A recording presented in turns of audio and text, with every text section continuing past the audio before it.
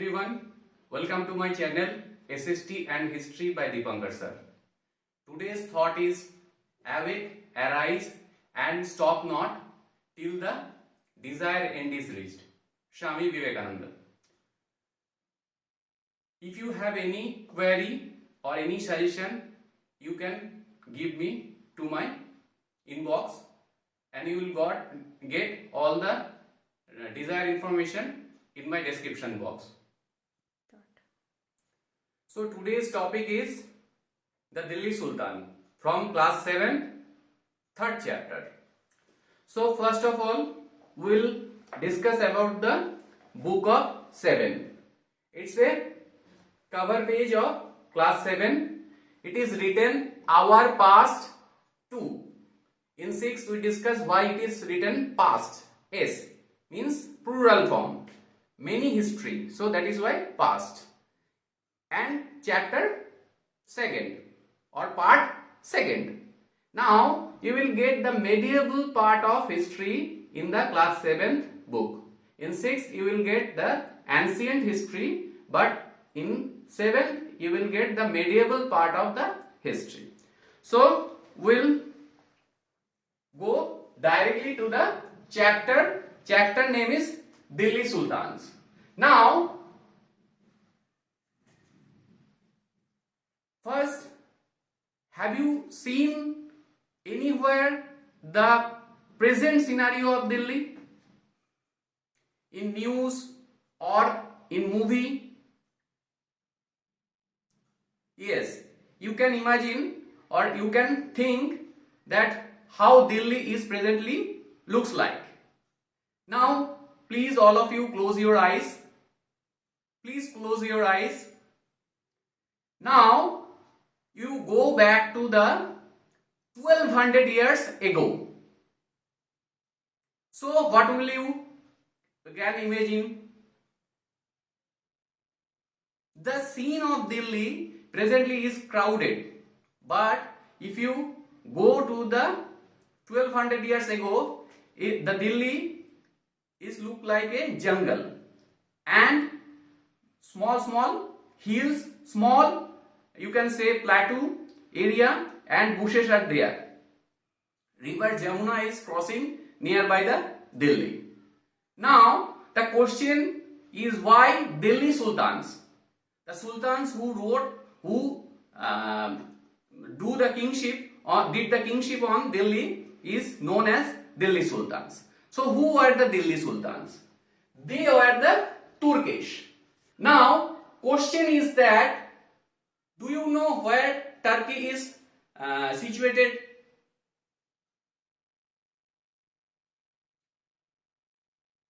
Have you viewed the movie of Tiger Zinda Hai? There you can see the Turkey. Now I will take to the map of world. Now see, this is Turkey.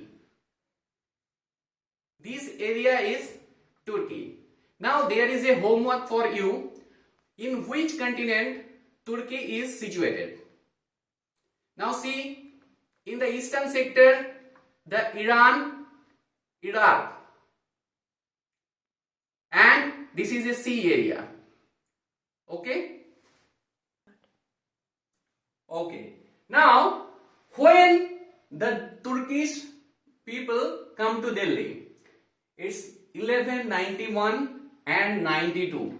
The two successive battles, the Battle of Tarain, fought near the Delhi, and then after that the Delhi Sultans captured the Delhi. Now who fought in these two battles? It is Prithviraj Chauhan, the last king of Chauhan dynasty, and Muhammad Ghori. Now who established Delhi before the Delhi Sultans? The Delhi is established before Delhi Sultans are the Tomars, and after Tomars the Chauhans. Chauhans ruled the Delhi. Delhi was not so developed in that time. Now who are the Tomars and Chauhans? Tomars and Chauhans are the division of Gujrata Pratihara dynasty. Gujjar Pratihara dynasty. They are the Hindu kings and Hindu kingdom who ruled Gujarat and Rajasthan. They divided their division into this Tomar and Chauhans. Now, what are the other towns in Delhi we observed in that time?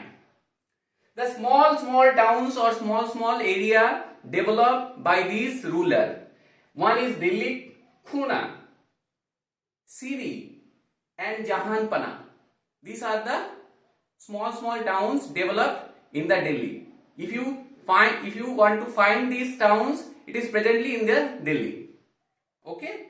Now, what was the language, official language of these Turkish sultans? The official language of Delhi sultans were Persian. Persian means the Iran. The language of Parsa is Persian. Okay. Now we will come to this point. Who write about these sultans? How we came to know about this sultan? It is the authors. Who are the authors? Author were the learned man who always prays for the king, and king giving a ransom and different facilities to this man, learned man. Okay. Now, how do you know when the paper was invented? It is not known. Paper was invented in China. But do you know when printing press invented? Yes, it is the 1436 by Gutenberg. But we are studying about the time in 1191-92. So how that time these authors write? Can you imagine? It was a very difficult task. Why? Because the making of paper was a lengthy process. Now we will see how the paper making process is there. It is a 4-step paper. This first initially prepare the paper and then they write it on the paper, and after that, if any important points on the writing is needed to be highlighted, they mold the gold and put it on the special or the highlighted area or line, and after that they bind the paper in a book form. Okay. In a page number 32 there is a process of paper making and book binding. Okay. So in that you can get an idea how the difficult process was there that time. Now, who were the Delhi Sultans? Delhi Sultans are the 5 dynasties of Sultan. It's a Turkish line, and the 5 dynasty, how we can remember the 5 dynasty is a very easy task. You can do it by the mnemonics process. The Shah Rukh Khan, Tiger Shroff last. Shah Rukh Khan came first, after that Tiger Shroff, and Tiger Shroff is the last. So Shah Rukh Khan, S is denoted slave dynasty. Khan, K is denoted Khalji dynasty. Tiger, T is denoting Tughlaq dynasty. Again Shroff, Shayyad dynasty.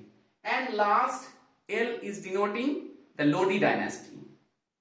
Now, why it is slave dynasty, first dynasty? It is because the Turkish people were the slaves, and that time it was the procedure, the kingship goes to the best slave. So that is why the slave dynasty. Qutbuddin Aibak was the slave of Muhammad Ghori. Similarly, Iltutmish was the slave of Qutbuddin Aibak. Oh, that is the process. That is why it is named as slave dynasty. Got it?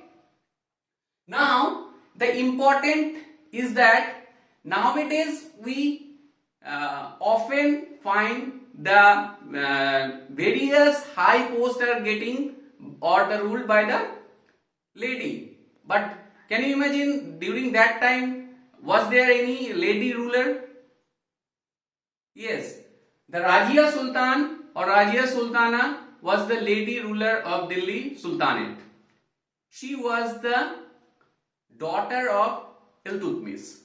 She ruled 1236 to 1240. During that time, how we came to know about Rajia Sultana? One learned man or author, Minhaj-e-Siraj, wrote, who was a poet, wrote about the Rajia Sultana. Now, during that time, the society was so orthodox that women were not allowed to even come outside of the house or outside of the curtain. So, Minhaj-e-Siraj wrote about Rajia Sultana that she is a ableist ruler, but I cannot accept a lady ruler on the throne. So that kind of mentality was that time. But Rajia Sultana ruled very effectively during her tenure, though the various problems arise and she ran around through the kingdom. Start.